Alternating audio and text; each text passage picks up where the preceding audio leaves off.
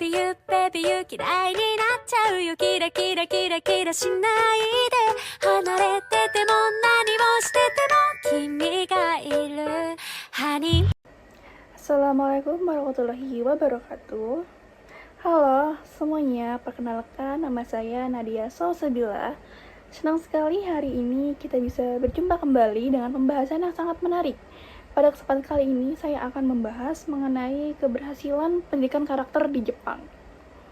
Terbentuknya karakter unggul serta nilai-nilai khas budaya Jepang yang dimiliki bangsa Jepang hingga Jepang telah mencapai keadaan yang maju dan sejahtera adalah hasil dari usaha-usaha bangsa Jepang dalam masalah pendidikan, termasuk di dalamnya adalah pendidikan karakter. Kalau kita berbicara tentang pendidikan karakter, maka yang dimaksud adalah segala usaha yang bersangkutan dengan mendidik orang tersebut agar mempunyai karakter unggul.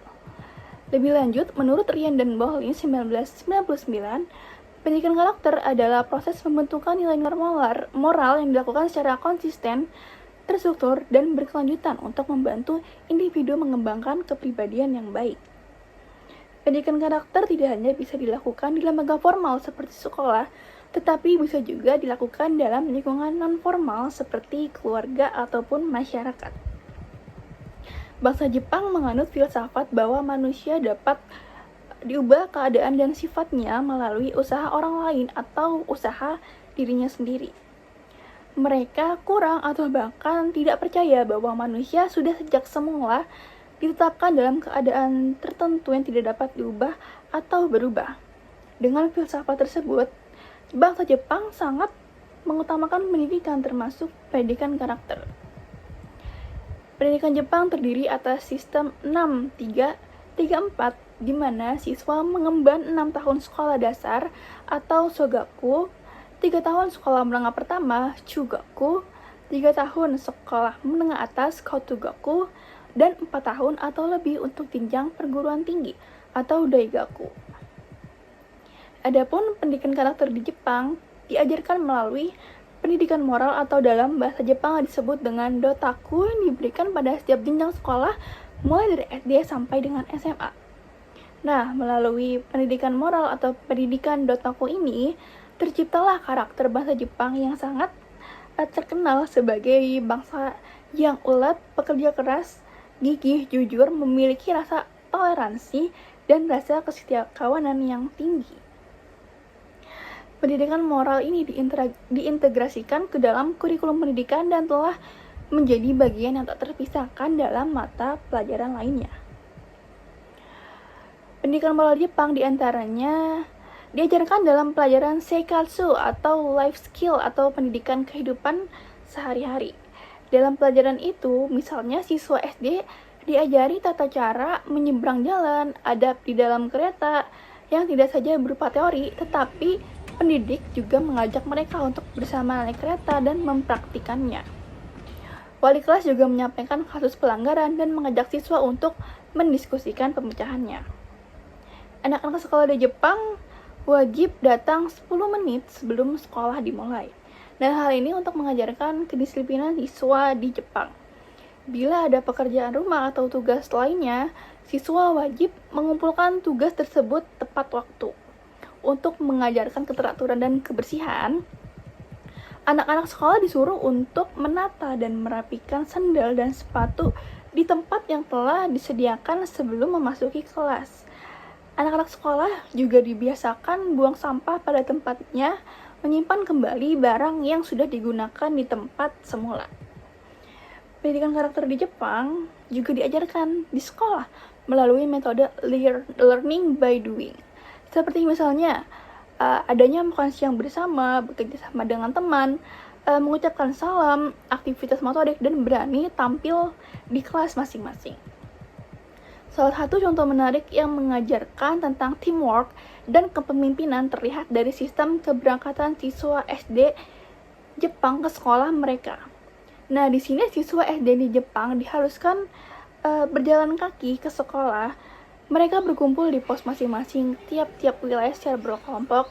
Tidak ada yang berjalan sendiri, mereka saling menunggu akan keberangkatannya. Apabila anggota kelompok sudah lengkap, mereka berjalan berbaris dipimpin anggota kelas 6 yang berjalan di urutan paling depan. Jadwal masuk pintu gerbang sekolah hanya 10 menit dari pukul 7.50 sampai 8.00 pagi. Nah, menariknya, kelompok pertama yang mencapai gedung sekolah tidak akan memasuki gerbang sekolah terlebih dahulu. Mereka biasanya berbaris rapi di depan gerbang, menunggu kedatangan kelompok yang lainnya. Begitu kelompok yang terakhir datang, kelompok-kelompok tersebut memasuki pintu gerbang dengan barisan yang rapi, tidak berpencar, tanpa ada keributan dan hanya membutuhkan waktu sekitar 10 menit. Meskipun nih dalam keadaan cuaca yang sangat dingin, bersalju, semua siswa ini tetap melakukannya dengan penuh semangat dan rasa sabar yang tinggi tanpa adanya keluh kesah. Bangsa Jepang ini sangat memahami betul bahwa pendidikan memegang peranan yang sangat penting pada masa pertumbuhan dan perkembangan anak-anak sebagai generasi penerus bangsa. Pendidikan sedari dini yang ditanamkan kepada siswa Jepang di sekolah dasar lebih ditekankan kepada pendidikan karakter dan pendidikan nilai-nilai moral. Sebagai contoh dalam penyampaian pelajaran moral tentang berbohong misalnya. Pendekatan yang dilakukan oleh guru Jepang adalah tidak dengan mendoktrin tentang pentingnya untuk berlaku jujur, namun dengan mengajak anak-anak berdiskusi tentang akibat-akibat dari tindakan berbohong. Tidak ada yang malu bertanya dan menertawakan teman yang sedang bertanya. Bahkan dalam menjawab pertanyaan guru pun semuanya beradu cepat, serentak mengacungkan tangan seraya meneriakkan hai dengan terlantang. Diskusi interaktif itu menggiring siswa untuk berpikir tentang pentingnya melaksanakan nilai-nilai moral yang diajarkan. Tidak ada proses menghafal, tidak juga tes tertulis tentang pelajaran moral ini. Justru untuk mengecek pemahaman siswa tentang pelajaran moral yang diajarkan, mereka diminta untuk membuat karangan atau menuliskan apa yang mereka pikirkan tentang tema moral tertentu. Kadang mereka pun juga diputarkan film yang memiliki muatan moral yang akan diajarkan, kemudian mereka mulai mendiskusikannya makna dari film tersebut. Pendidikan karakter di sekolah dasar di Jepang adalah pendidikan model Jepang yang disebut dengan Tokatsu, yang bertujuan untuk membentuk pendidikan anak seutuhnya atau whole child education. Pada program Tokatsu, setiap pelajar terlibat aktif dalam kegiatan yang dirancang bersama-sama, di mana semua anggota kelompok memiliki tugas masing-masing.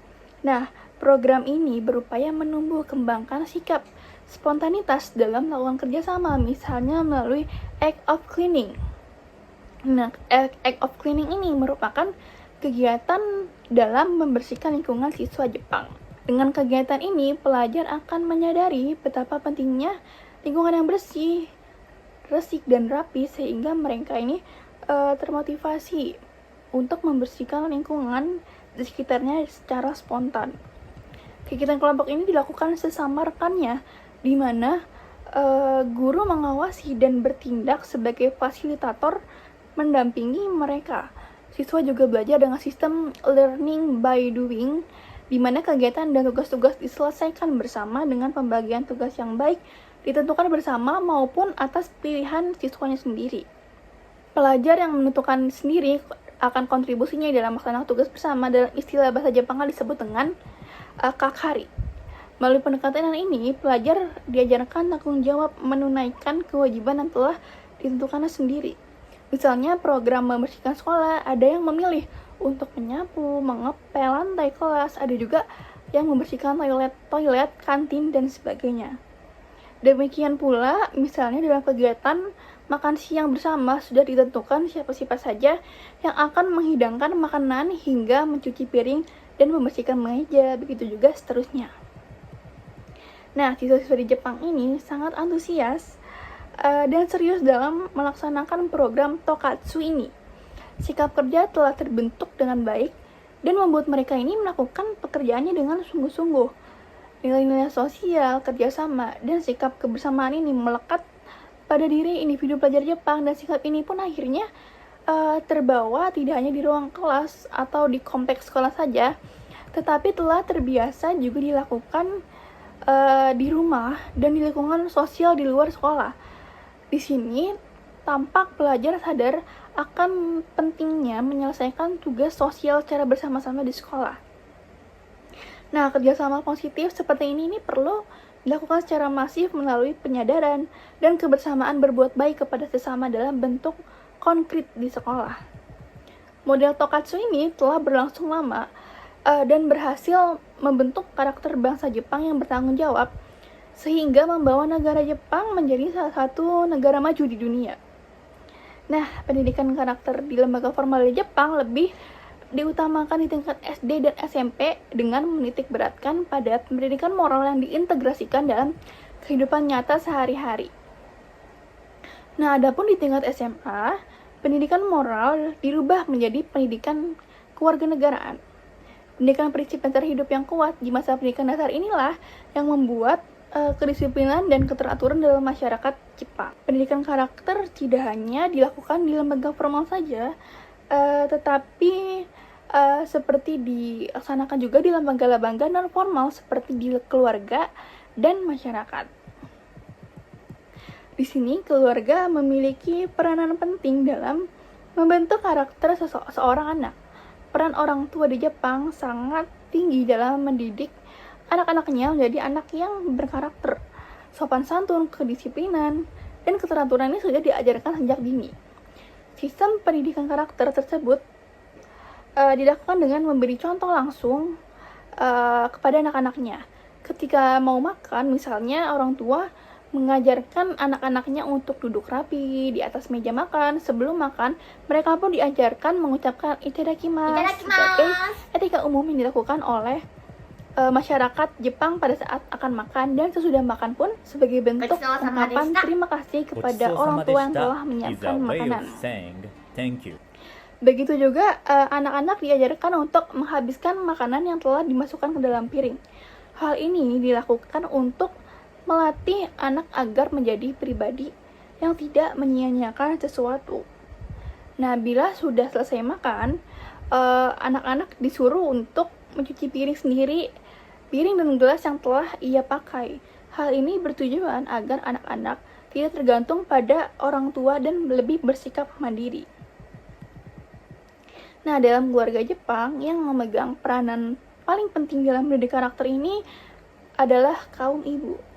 Sistem pendidikan dan kebudayaan Jepang sepertinya sangat mengandalkan peranan perempuan dalam membesarkan, mendidik, dan mengajarkan anak-anak di luar sekolah. Karena itu, di Jepang dipegang teguh kebijakan Ryosei Kentro, yang artinya istri yang baik dan ibu yang arif, yang menetapkan posisi perempuan selaku manajer urusan rumah tangga dan perawat anak-anak bangsa. Sejak dulu, filosofi ini tuh merupakan bagian dari pola pikir yang bangsa Jepang dan menjadi kunci pendidikan dari generasi ke generasi. Nah, dengan filosofi ini, para ibu di Jepang nih mempunyai rasa tanggung jawab yang tinggi untuk mendidik anak-anaknya menjadi anak yang bila sudah tumbuh dewasa, maka ia akan berguna bagi bangsa. Oleh karena itu, sejak usia dini, anak-anak mereka ini sudah dididik dan diajarkan tentang karakter-karakter positif seperti kedisiplinan, keteraturan, kerjasama, kerja keras, mandiri, dan karakter-karakter lainnya. Nah, bahkan ada beberapa keluarga di Jepang yang sangat keras dalam mendidik etika anak-anaknya. Bila anak-anaknya melakukan suatu perbuatan yang tidak sesuai dengan peraturan yang berlaku, orang tuanya tuh bahkan gak segan-segan untuk memberikan hukuman kepada anaknya. Terus selanjutnya ini ada yang dikenal sebagai Kyoiku Mama, yang merupakan salah satu bentuk nyata dari peran perempuan dalam mendidik karakter anak-anak dalam keluarga Jepang. Kyoiku Mama ini artinya pendidikan ibu, di mana seorang ibu ini dikasih tanggung jawab sepenuhnya untuk mendidik dan mengajarkan anaknya dalam hal pendidikan karakter dan etika. Nah, Kyoiku Mama ini mulai berkembang di Jepang pada paruh kedua abad ke-20. Perempuan Jepang ini berpendapat bahwa semakin sukses mereka mendidik anak-anaknya menjadi orang berhasil di masyarakat, maka akan semakin tinggi juga penghargaan yang akan diberikan masyarakat kepada mereka. Nah, keberhasilan seorang ibu di mata masyarakat dilihat dari keberhasilan anak-anaknya, baik sebagai warga, pemimpin, maupun pekerja. Nah, dengan sistem budaya seperti itu, maka para ibu di Jepang ini berlomba-lomba mendidik dan mengajarkan anak mereka agar mereka ini menjadi orang yang sukses dan berguna bagi masyarakat dan bangsa. Lalu mengingat Kyoiku Mama tadi sempat saya sebutkan, ini mampu membina kehidupan keluarga yang relatif stabil, maka sekolah ini tidak perlu berkonsentrasi pada masalah pendidikan karakter seperti kedisiplinan dan yang lainnya, karena pada dasarnya pendidikan karakter seperti itu sudah diajarkan baik secara langsung maupun secara tidak langsung oleh orang tua siswa, terutama oleh kaum ibu dalam keluarganya masing-masing. Nah, dengan demikian para guru di sekolah punya ketenangan dan waktu yang cukup untuk mengajarkan pengetahuan umum tanpa harus terpecah konsentrasinya untuk mengajarkan pendidikan karakter di sekolah. Atribut dari sistem nilai di Jepang seperti kerjasama, kedisiplinan, keteraturan, kerja keras, rasa malu, menghargai orang lain, dan yang lainnya diajarkan dengan sungguh-sungguh dalam keluarga Jepang, terutama oleh para ibu yang menganggap anak adalah ikigai dan aset yang sangat berharga untuk membawa nama baik keluarga di mata masyarakat. Nah, selain itu untuk nilai kesederhanaan, orang tua di Jepang ini mengajarkan anaknya untuk tidak menggunakan uang untuk hal yang tidak perlu. Hal ini untuk mengajarkan kesederhanaan. Orang tua di Jepang tidak membelikan anaknya motor ataupun mobil untuk berangkat ke sekolah. Orang Jepang ini lebih terbiasa naik sepeda ataupun kereta api untuk berangkat ke sekolah. Nah, anak-anak di Jepang pun dikasih uang jajan tuh nggak berlebihan. Kadang-kadang uang jajan tersebut oleh anaknya tidak digunakan untuk jajan, melainkan ditabung untuk keperluan yang lain. Nah, para orang tua di Jepang mengajarkan anak-anak mereka kedisiplinan dari hal-hal yang paling kecil, seperti mengajarkan mereka untuk menyimpan sesuatu pada tempatnya semula. Selalu mengajarkan mereka untuk selalu tepat waktu pada saat makan malam bersama, jam tidur, dan jam bangun, jam masuk ofuro, jam nonton TV, dan jam bermain. Bila ada yang melanggar peraturan tersebut, orang tua ini memberi peringatan atau hukuman kecil agar anaknya ini tidak melakukan hal seperti itu. Etika-etika yang lainnya seperti menyakup salam ketika keluar rumah dan kembali dari berpergian, mengucapkan terima kasih saat dibantu, mengucapkan maaf saat melakukan kesalahan, dan memperbaiki kesalahan ini telah diajarkan sungguh-sungguh dalam keluarga Jepang. Keluarga sebagai lingkungan pembentukan watak dan pendidikan karakter pertama dan utama memainkan peran yang sangat signifikan dalam membentuk karakter-karakter bangsa Jepang. Orang tua di Jepang ini sadar bahwa pendidikan karakter anak merupakan tanggung jawab utama mereka, bukan tanggung jawab utama sekolah atau tanggung jawab masyarakat di mana mereka tinggal. Dengan kesadaran seperti ini, para orang tua di Jepang ini sangat sungguh-sungguh mendidik dan mengajarkan anaknya moral, etika, dan perilaku yang sesuai dengan norma-norma yang berlaku di masyarakat Jepang pada umumnya. Lalu ada juga pendidikan karakter dalam masyarakat Jepang tidak terlepas dari akar sejarah prinsip hidup samurai yang disebut dengan Bushido, yang telah tertransformasi dan menjadi watak dasar dan prinsip hidup masyarakat Jepang pada umumnya. Berdasarkan sumbernya, nilai-nilai Bushido berasal dari ajaran Buddha dan Shinto. Bushido ini telah menjadi prinsip hidup orang Jepang, berisikan ajaran tentang kesetiaan, kejujuran, etika, sopan santun, tata krama, disiplin, berkorban, kerja keras, kebersihan, hemat, dan sebagainya. Bushido ini pada awalnya merupakan kode etik kepahlawanan kaum samurai dan feudalisme Jepang. Samurai adalah sebuah strata sosial yang penting dalam tatanan feudalisme Jepang. Biasanya nih para samurai dan shogun rela mempertaruhkan nyawa demi kemenangan. Bushido ini menjadi asas moral yang harus dihayati kalangan kesatria. Bushido juga menjadi pengganti pelajaran agama dan pedoman moral serta etika bangsa Jepang. Tidak heran maka jika nilai-nilai Bushido ini sangat terpatri dalam jiwa bangsa Jepang hingga saat ini. Nah, dengan demikian, dapat dikatakan di masa sekarang ini tidak ada pendidikan karakter khusus dalam masyarakat Jepang karena karakter mereka ini sudah terbentuk sejak dahulu kala dengan mentransformasikan ajaran-ajaran Bushido dalam kehidupan mereka sehari-hari. Norma masyarakatlah yang menjadi hukum sosial yang mengontrol kehidupan masyarakat dalam masalah moral dan beretika. Orang Jepang di zaman sekarang ini, terutama anak-anak mudanya, banyak yang tidak menganut satu agama tertentu. Meskipun demikian, sikap jujur, menghormati orang lain, disiplin dan lainnya ada dalam pribadi mereka. Begitu juga budaya menghormati orang lain terlihat dari sikap orang Jepang yang berusaha untuk tidak mengganggu kenyamanan orang lain di tempat umum dengan bersikap sopan santun dan mematuhi etika yang berlaku. Nah, agar norma masyarakat di tempat umum bisa terjaga dengan baik, salah satu upaya yang dilakukan pemerintah dalam pendidikan karakter masyarakat Jepang, misalnya adanya di setiap sudut di negara Jepang dipasang juga poster-poster yang memberikan pesan agar seluruh masyarakat Jepang bersikap sopan, saling menghargai, disiplin, taat hukum, dan yang lainnya. Nah, di kota-kota juga sering terlihat poster yang mengisyaratkan ketidaksopanan dalam kereta api. Poster tersebut dipasang agar masyarakat tidak mencontoh hal tersebut karena bisa mengganggu kenyamanan umum. Tidak hanya poster, kendaraan umum di Jepang sangat terkenal penuh dengan peringatan dan ajakan untuk mematuhi norma-norma, misalnya larangan untuk menelpon, berbicara keras, dan beberapa tindakan yang mengganggu. Acara TV swasta di Jepang pun syarat nilai pendidikan, di samping itu tidak juga melupakan unsur hiburan.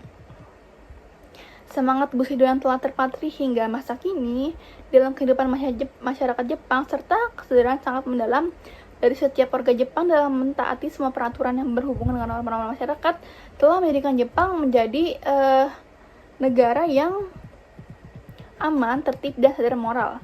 Semangat Bushido yang telah menjiwai kaum samurai selama beberapa abad itu sampai kini masih hidup, namun bukan dalam bentuk semangat untuk berperang atau mengabdi kepada komandan, melainkan semangat Bushido yang telah menghidupkan dan mengembangkan ekonomi dan industri Jepang adalah semangat berdisiplin tinggi, bekerja keras, bertanggung jawab, dan punya rasa malu bila melakukan perbuatan yang merugikan orang lain. Nah, satu hal yang bisa kita garis bawahi dalam pembahasan ini adalah bahwa Jepang mau mempelajari dan mencontoh perilaku baik yang dimiliki oleh negara lain. Saya dan teman-teman pun bisa melakukan hal yang sama dalam masyarakat Jepang. Kita bisa memilih hal-hal yang baik dari siapapun itu untuk kita pelajari dan kita terapkan ke dalam diri kita. Selain itu, yakinlah terhadap apapun yang kita cita-citakan pasti akan berhasil selama kita terus berusaha. Sama seperti Jepang yang mampu mentransformasikan masyarakatnya menjadi masyarakat yang memiliki kesadaran tinggi akan pentingnya pendidikan karakter setelah melalui usaha terus-menerus selama puluhan tahun. Nah, oke teman-teman, terima kasih sekali sudah menyempatkan waktu untuk melihat video ini. Tetap sehat, tetap semangat, sampai bertemu di kesempatan selanjutnya. Wabillahi taufiq wal hidayah. Wassalamualaikum warahmatullahi wabarakatuh.